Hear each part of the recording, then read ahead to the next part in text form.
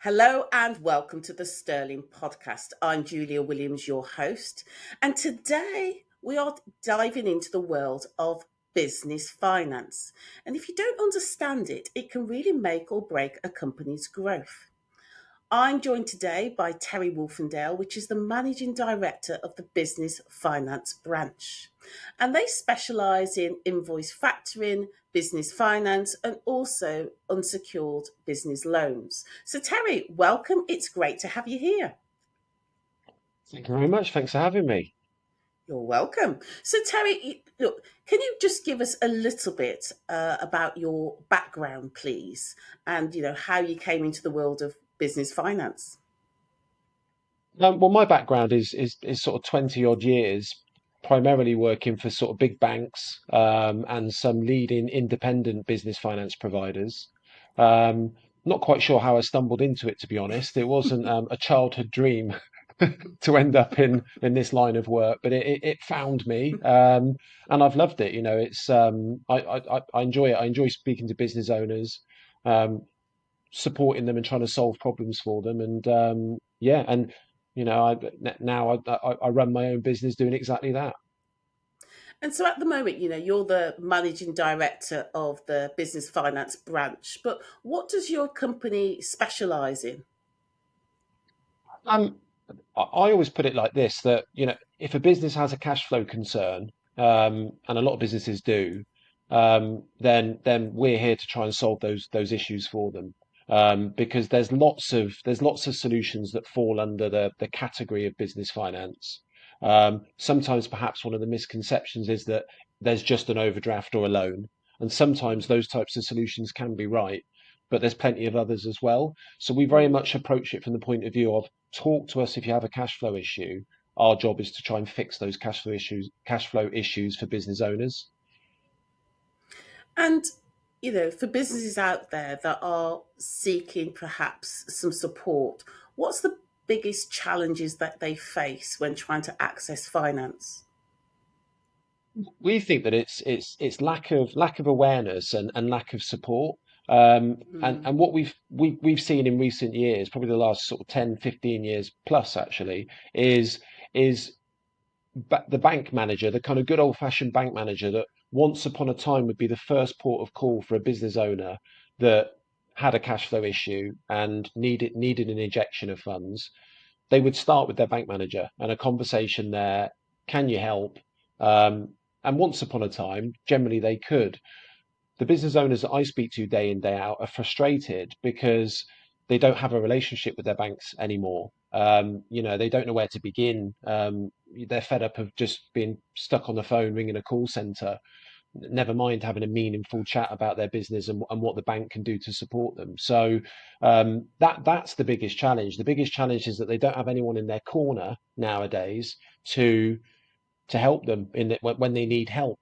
So we try and fill that gap. We try and effectively replace what would have been the old school bank manager relationship and be that person for our clients that they come to when they need help and support around sort of business finance and cash flow related issues. Yeah, I speak to a lot of business owners, and the one thing that stands out to me sometimes is that they don't fully understand the options that are open to them. What's the sort of misconceptions that there's out there that you come across?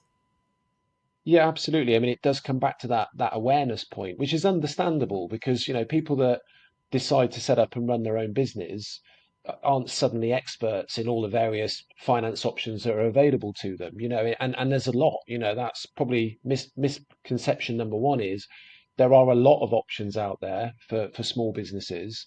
It's just that the vast majority of small business owners don't realize that. Yeah.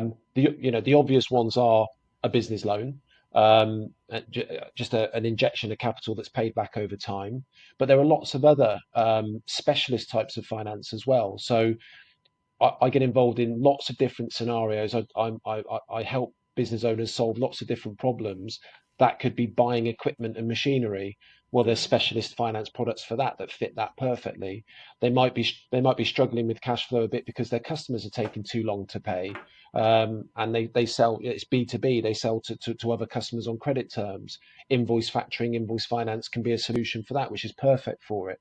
And one thing I've done a lot of recently is that clients have gone into this new year, January, February time, with tax bills to pay, corporation tax, swiftly followed by VAT. And that's put a massive drain on cash flow. But there are specialist lenders that will solely, all they do is finance tax bills. Well. Instead of taking a hit in January for 100% of your corporation tax bill, there's a lender that will pay it for you, and you can spread it over 12 months.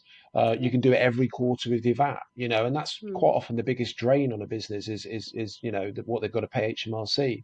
There's specialist products for that, as I've said. So there's lots of different solutions, kind of depending on what the issue or the problem is. Mm. So I generally always start with that in my conversations with business owners. What do you need the funds for? What is the issue? And then we kind of work backwards from that, because that usually tells me what the best solution is likely to be, and then we can sort of take it from there. Mm.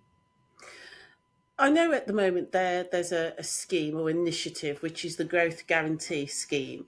What is it, and why would it be beneficial to some business leaders? So the growth guarantee scheme is kind of the latest version of what began as the COVID loans. So we had bounce back, we had Ah. C bills, which was a COVID support loans. They then evolved into what a couple of years later into what became known as the recovery loan scheme, and now a couple of years further down the line again, it's rebranded effectively as the growth guarantee scheme. Um, what I'm always quick to point out is bounce back and the Seabills loan, right in the height of COVID. Um, they were heavily subsidized by the government. It was effectively very cost effective, very cheap money. Not a lot was required in terms of criteria to get those loans, because it was a very, obviously critical point in time. Mm. They needed to be deployed very, very quickly. The reason I say that is that the growth guarantee scheme is not another bounce back loan. It's not another COVID type loan. It's not heavily subsidised, so it isn't cheap money. And there are a certain set of criteria that businesses need to meet to qualify for it. But the key benefit of it is that the UK government underwrite effectively. They take 70% of the risk, the lender's Right. risk. So the whole point of it is that Mm. it opens more doors for businesses to borrow. So it Mm. could be that a lender ordinarily would decide that they couldn't support a business, that they couldn't lend a business money for whatever reason, it didn't quite meet criteria, or whatever else. What the government are effectively saying to those lenders is, well, if we took 70% of the risk, would you now turn that no into a yes? So the Right. knock-on effect, the whole intention, the whole purpose of the Mm. scheme is that businesses that might have been shut out from being able to access funds before can now access business funding. Um, and it's working. We're seeing that happen. Businesses that would ordinarily sort of struggle to to to get funds can now get the funding they need to grow. And what types of businesses are eligible though for this? It's not uh, virtually every business is eligible, so it All right. doesn't. It's not driven by Mm. sector. Right. The turnover threshold is under 45 million. So in all honesty, virtually, if not every business owner, every business that I speak to meets that very basic criteria, Mm. because obviously that's large. Each business can only borrow up to a maximum of £2 million, but again, there aren't many that are borrowing at that sort of level. Mm. The businesses that are taking advantage of this are generally what I would describe as a sort of client I'm working with every day, which is probably up to a maximum of sort of 5 to 10 million turnover, and perhaps looking for anything between £50,000 and £250,000. So well within the criteria. So it's very, very accessible. I do generally say that ideally, for the best terms available and to maximise the chances of approval, a business should be trading for at least a year, and ideally of filed at least one set of their first set of filed accounts with Yeah. Companies House. Yeah. If it's a very, very early stage business, then it probably wouldn't lend itself to the growth guarantee scheme. There's startup schemes and other things that would be more beneficial for them. Mm, mm. So, can you walk us through, the process if, business is thinking of it? Can you walk us through the process of applying? What do, companies need to do to prepare? Well, this is where we look to support our clients. Our Yeah. job really, as we see it, is to hold their hands through that process, and make it as simple as possible. There's probably two elements to it. One is there's lots of lenders that participate in the scheme, and Mm, we work with all of them. But that doesn't mean that when we receive an application, we're just going to fire it out to every lender there is. That's mm, not a good move either. Just scattergun, a sort of scattergun approach.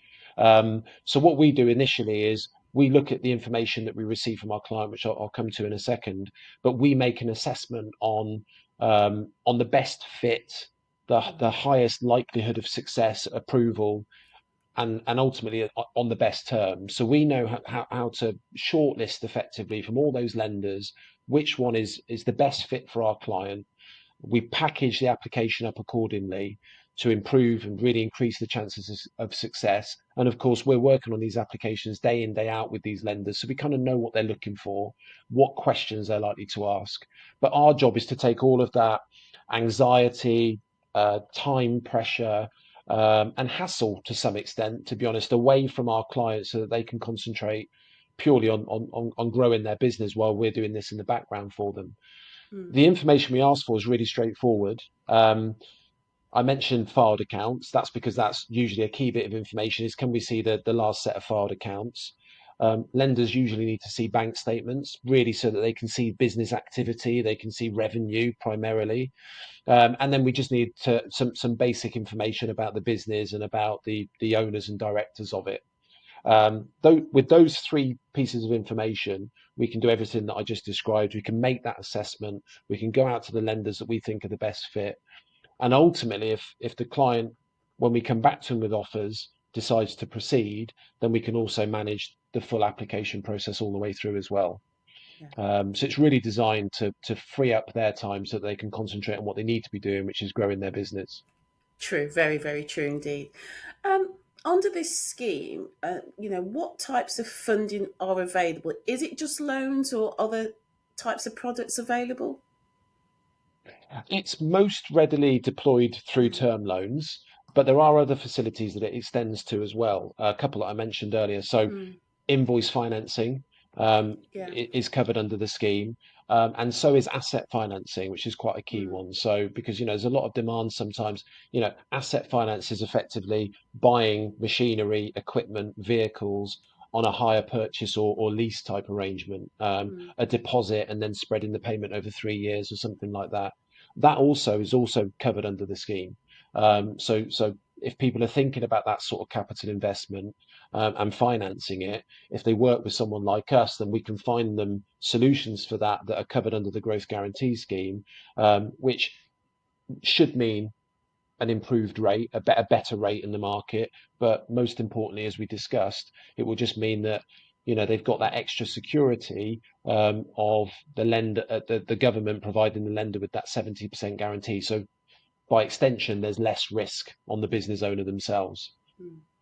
And whilst this seems, like a fantastic opportunity, are there any risks or downsides that companies need to be aware of? Absolutely. I think what sometimes what people perceive with the growth guarantee scheme is because the government are providing a 70% guarantee to the lender, it's not 100% for a start, it's 70%, so there's still some risk there anyway. But it's Yeah. a really important point to make is that the guarantee from the government is to the lender, it's not to the borrower. So as a borrower, as the business owner, you are still always liable for, ultimately liable for that debt. Um, Mm, Directors' guarantees, which are common for all types of unsecured business finance, mm, but personal guarantees under the growth guarantee scheme are still required. So there's still some personal exposure there to consider. And ultimately, it's still a commercial debt, whether it's under the scheme or not. so all the same risks apply. One absolutely key point is that the director's personal homes are ring fenced, if you like. So no matter what happens under that personal guarantee, if it's through the growth guarantee scheme, the directors, shareholders, personal properties cannot be touched. They are completely ring fenced. Oh, There is an added layer of security there or yeah. comfort for the borrower, but by and Mm. large, it's still a commercial debt. It's still a, Right. they still have a responsibility to make sure that that is serviced correctly. Mm. Um, so I'm always quick to kind of point out that it's not a giveaway, not by any Okay. means. Yeah. And uh, a business owner that's looking to take out finance under the growth guarantee scheme should still have all the same considerations they would do, and think carefully before they enter into it, um, as they would do if it wasn't under the growth guarantee scheme. Mm. And so, if a company director now is listening to us and thinks, yep, this is great, I'm loving this, but I don't know where to start, what would they need to do? Um, Talk to us, talk to the business finance branch. Mm. It's as I mentioned earlier on, this is how we see it. This is what we're here for. That's the point really. I said right at the beginning is that a company director will suddenly think, hang on, I need to know more about this. This could be a really good solution for me, but where do I start? And the biggest frustration amongst a lot of them is they don't know where to start. We're trying to fill that gap. Come and talk to us. We're always more than happy to have initial, just as many times as they like, conversations about what the options are, discuss their problem in more detail. There's no commitment to that. There's no obligation to proceed with anything. Even if we go all the way through the application process and bring offers back to a client, they don't have to proceed with any of it. And there's no cost for that whatsoever. We're more than happy to talk to business owners, help them out, give them free advice. Um, and ultimately, that tends to pay itself back. That if a business owner does need us, then they know where we are. So talk to us. Talk to someone that knows what they're talking about when it comes to this stuff. Without any cost, any commitment. We're, as I say, more than happy just to support where we can initially. And I'd probably extend that further and say the best thing that you can do, or the best bit of advice that I could give a business owner, is explore these options as early as you possibly can. So what we see more often than not is it gets to the 11th hour and the cash flow crisis has really heightened. It's gone Mm. from a problem to a crisis. There's extra urgency. It's kind of, I need something and I need it yesterday. All that does is it probably limits your options in that moment, adds to your anxiety and your sleepless nights, etc., etc. So we're massive advocates for talk to us like well before you need it. Talk to us months in advance. Even if right now you're not, a faint kind of idea that you might borrow some money at some point, know what your options are, have a completely no commitment chat, and Yeah. just and understand what they are, so that when the time comes you're kind of planning it in advance, rather than panicking almost, which unfortunately fairly often we do see, and we are able to help, but it's not the best circumstances to help in. So get on the front foot with it is always my advice. Thank you so much, Terry, for joining me. The advice that you've given is absolutely amazing, and I'm sure they'll be very beneficial to a lot of business leaders out there looking at their finance options. If you want to find out more, there will be a link below, and we'll give more information about the business finance branch later. Thanks, Terry. Thank you.